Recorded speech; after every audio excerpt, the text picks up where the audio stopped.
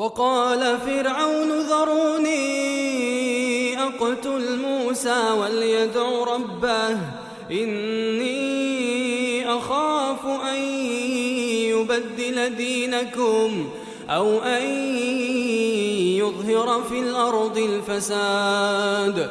وقال موسى إني عذت بربي وربكم من كل متكبر لا يؤمن بيوم الحساب. وقال رجل مؤمن من آل فرعون يكتم إيمانه